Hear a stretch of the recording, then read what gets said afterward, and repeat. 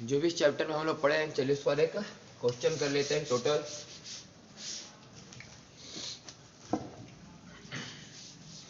जैसे mod A mod B A dot B, दो vector के बीच का एंगल, ए क्रॉस बी का मैग्नीट्यूड, प्रोजेक्शन, कंपोनेंट, जो भी अभी तक हम पढ़े हैं एक क्वेश्चन कर लेते हैं उस पर।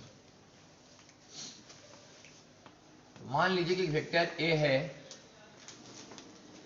3i plus J plus 2k। मान लिया वेक्टर है 3i plus J plus 2k, और एक वेक्टर बी है 2i plus 3j plus 4k। तो हम निकाल रहे हैं पहले इसमें मॉड है, तो मॉड ए हो जाएगा 3 का स्क्वायर प्लस 1 का स्क्वायर प्लस 2k स्क्वायर का रूट ओवर, तो 9 1 10 और ये 4, ये 14 हो जाएगा, root under 14। Mod B 2 square plus 3 square plus 4 square, तो 4 चौका 16, 16 9 25, 25 और 4 29। Mod A plus mod B root under 14 और root under 29। Mod A minus mod B बराबर root under 14 minus root under 29। A plus B का mod, तो 3 और 2 5, 1 और 3 4, तो 4 का स्क्वायर, 2 और 4 6, तो 6 का स्क्वायर का रूट ओवर, तो हो गया आपका 36 और ये 16 और 25। इधर से लिखें तो 25 प्लस 16 और प्लस 36, 25 16 और 36, तो 6 और 6 12, 12 5 17, बाकी 1 3 1 4 1 5 और 2 7। अब है a माइनस बी का मॉड, तो 3 में 2 गया तो 1, तो 1 का स्क्वायर, 1 में जाएगा 3 तो -2, तो -2 का स्क्वायर, फिर 2 में गया 4 तो फिर से -2, फिर -2 का स्क्वायर, तो 4 और 4 और 1 रूट अंडर 5। अब नेक्स्ट आ जाए इसी में ए कैप का मतलब वेक्टर ए बटा उसका मैग्नीट्यूड हो गया मॉड ए। ए टाइप हो गया वेक्टर ए बटा मैग्नीट्यूड ऑफ ए, तो वेक्टर कितना 3i plus J plus 2k, 3i plus J plus 2k अब बटा रूट अंडर 14। बी कैप बराबर वेक्टर बी बटा मैग्नीट्यूड ऑफ बी, तो वेक्टर बी है 2i plus 3j plus 4k, 2i plus 3j plus 4k और by root under 29। इस तरह से हो गया आपका ए कैप और बी कैप। आगे बढ़ते हैं इसी में, नेक्स्ट करके देखने जा रहे हैं हम लोग A dot B. A dot B I I वाला गुना होगा, जे जे वाला गुना होगा और के वाला, तो इस जगह 9 और 8 17। कॉस थीटा बराबर ए डॉट बी बटा मॉड ए मॉड बी, तो 17 बटा रूट 14 और रूट 29। अगर आपको निकालना है projection of A along B, तो projection of A along B का फॉर्मूला था ए डॉट बी बटा मैग्नीट्यूड ऑफ बी, तो ए डॉट बी आया था 17 और magnitude of B root under 29। यहां से देख रहे हैं। अब है component of A along B, तो पहले तो प्रोजेक्शन लिखना पड़ेगा 17/√29 और इसमें डायरेक्शन दिखाना पड़ेगा बी का। तो बी का यूनिट वेक्टर कितना है, बोले 2i plus 3j plus 4k और /√29। तो ये projection of A along B. Next हम कर सकते हैं projection of B along A.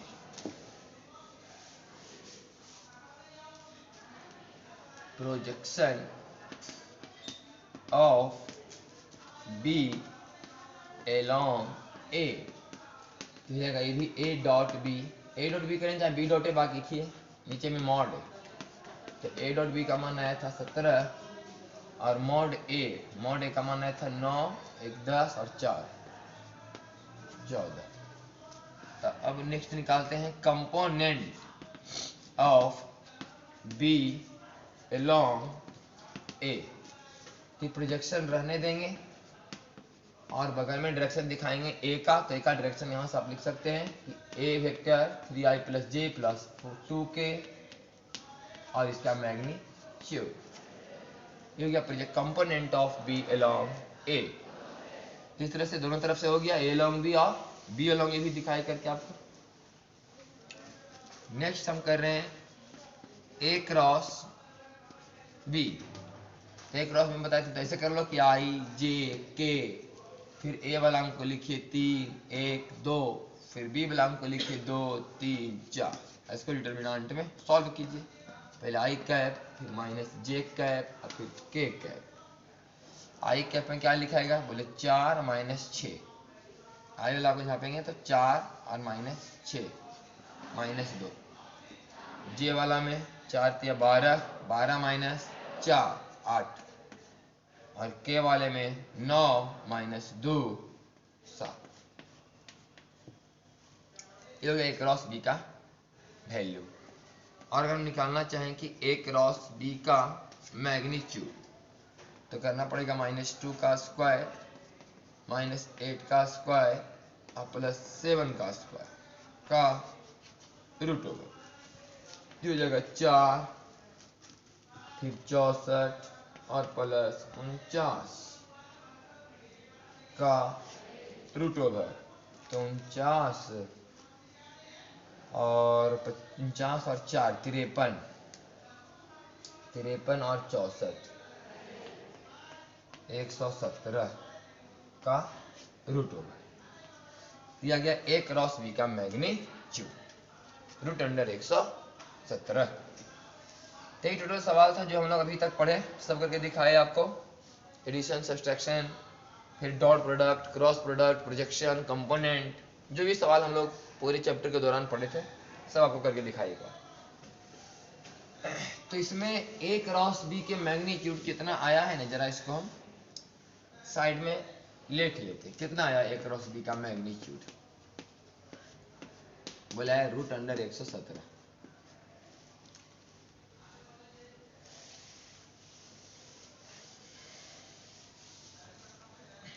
तो एक लास्ट टॉपिक हम लोग यहाँ देखते हैं। मान लीजिए कि हमारे पास एक पैरेललोग्राम है, एक पैरेललोग्राम है। पैरेललोग्राम के बारे में पता हो तो आमने सामने की भुजाएं आपस में बराबर होती हैं और पैरेलल भी होती है, समानांतर भी होती हैं, इक्वल भी होती है।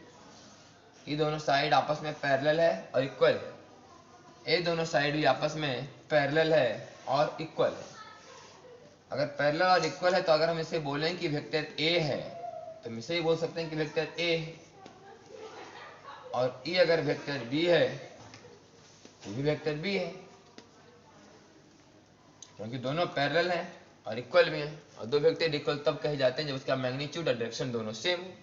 तो मैग्नीट्यूड तो सेम है और पैरेलल तो डायरेक्शन भी सेम हुआ। इस तरह से दो वेक्टर ए और बी से एक पैरेललोग्राम बना है जिसके बीच का एंगल थीटा है। इसे हम लोग पैरेललोग्राम ला भी कहते हैं। यदि किसी पैरेललोग्राम के दो लगातार साइड को दो वेक्टर मान लें तो उसका जो रिजल्टेंट वेक्टर होगा उसका डायगोनल कहा जाएगा, ये विकर्ण उसका रिजल्टेंट वेक्टर कहा जाएगा। इधर से बोलो तो b प्लस है, ये वेक्टर का नाम हो गया b प्लस है। इधर से बोले तो a प्लस बी, और हम पहले भी जानते हैं कि a प्लस बी बराबर होता था b प्लस ए। तो ये दोनों वेक्टर यही है, a प्लस बी भी यही है और b प्लस ए भी यही है। तो इसका मतलब मैंने जिस तरह से पढ़ा था ना ट्रायंगल लॉ ऑफ मैंने आपका वेक्टर एडिशन का ट्रायंगल लॉ, उसी तरह से हम पढ़ सकते हैं वेक्टर एडिशन का parallelogram law of vector addition.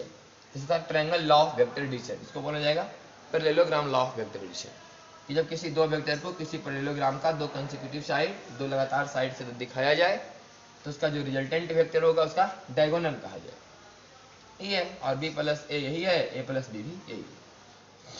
चलिए हम निकालने जा रहे हैं इसका क्षेत्रफल निकालने जा रहे हैं। इस पैरेललोग्राम का क्या निकालने जा रहे हैं हम लोग? एरिया।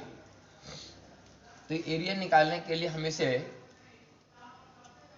दो ट्रायंगल में बांट रहे हैं, इधर से नहीं इधर से, थोड़ा आसान होता है। वो तो लॉ हो गया, यदि किसी दो वेक्टर को किसी पैरेललोग्राम का दो साइड मान लिया जाए तो इसका रिजल्टेंट कौन होगा? उसका डायगोनल कहा जाए। तो ये मान लीजिए कि बीचों बीच हमने इसे मिला दिया ताकि दो ट्रायंगल में बन जाए, और इसका एरिया निकालने की कोशिश करेंगे। इसका एरिया अब 2 से गुना कर देंगे तो टोटल एरिया निकल जाए। तो चलिए पूरा एरिया निकालने के लिए 2 से मल्टीप्लाई कर देते हैं इसके एरिया में, और इसका एरिया बोलेंगे तो हाफ इंटू बेस, बेस हुआ वेक्टर बी यानी मैग्नीट्यूड ऑफ वेक्टर बी हो गया बेस, हाइट ई वाला होगा क्योंकि ये है मॉड है तो मॉड है कॉस थीटा और ये मॉड है साइन थीटा।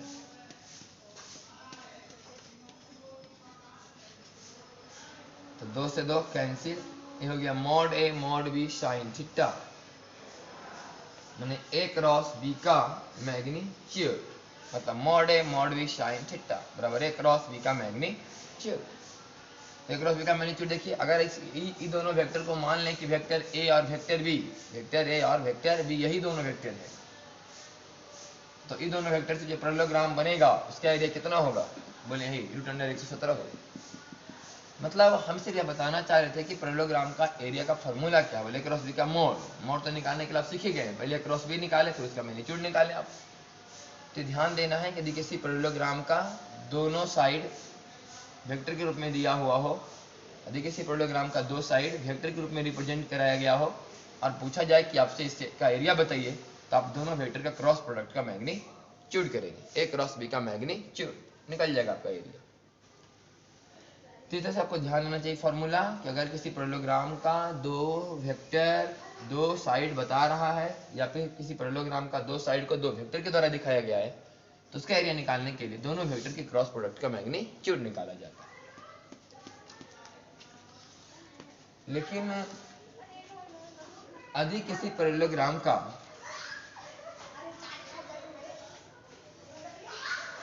आपको साइड नहीं पता है, डायगोनल पता है, मान लीजिए कि डायगोनल है, एक डायगोनल है, अब ई है ए और बी, वेक्टर ए और बी क्या इस बार डायगोनल है पैरेललोग्राम, वेक्टर ए और बी डायगोनल है किसी पैरेललोग्राम का। अब बताइए इसका एरिया क्या है? तो एक ट्रायंगल का निकालेंगे एरिया और 4 से मल्टीप्लाई करेंगे इस बार। पहले इसका एरिया निकाल लेते हैं हम लोग। और ये बात पता होना चाहिए कि पैरेललोग्राम का जो डायगोनल होता है ना एक दूसरे को बाइसेक्ट करते हैं। पैरेललोग्राम का जो डायगोनल होता है एक दूसरे को बाइसेक्ट करते हैं, समद्विभाजित करते हैं, बराबर भागों में बांटते हैं। मतलब अगर यहाँ से यहाँ मॉड ए है तो ये मॉड ए बाई 2 है, और ये अगर मॉड बी है तो मॉड बी बाई 2, अगर यहाँ से यहाँ मॉड ए तो मॉड ए बाई 2, और ये अगर मॉड बी तो मॉड बी बाई 2। तो चलिए इसका एरिया निकालते हैं और 4 से मल्टीप्लाई कर देंगे तो पूरा एरिया निकल जाएगा। तो हाफ इंटू बेस हो गया किधर इतना मॉड ए बाई 2, और हाइट ये हो गया मॉड बी, इसका मॉड बी बाई 2 हुआ तो mod B by 2 cos theta I mod B by 2 sine theta. तो mod B by 2 sine theta, तो 2 दूनी 4 से 4 कैंसिल, तो mod A mod B sine theta का मतलब ए क्रॉस बी का मैग्नीट्यूड बाई 2। मतलब अगर इन दोनों वेक्टर किसी पैरेललोग्राम का डायगोनल रिप्रेजेंट किया गया है तो इसका एरिया होगा √17 बाई 2। और अगर साइड से रिप्रेजेंट किया गया, साइड बता रहा होगा, तो आंसर होगा रूट अंडर 117। और डायगोनल होगा तो रूट अंडर 17/2। करना यही काम है, सिर्फ ध्यान देना है कि अगर साइड रहेगा तो यही आंसर हो जाएगा ए क्रॉस बी का मैग्नीट्यूड। अगर डायगोनल के बारे में कहा जाए तो ए क्रॉस बी के मैग्नीट्यूड बाई 2। तो ये था आपका चैप्टर वेक्टर। नेक्स्ट चैप्टर हम लोग स्टार्ट करेंगे रेस्ट एंड मोशन काइनेमेटिक्स।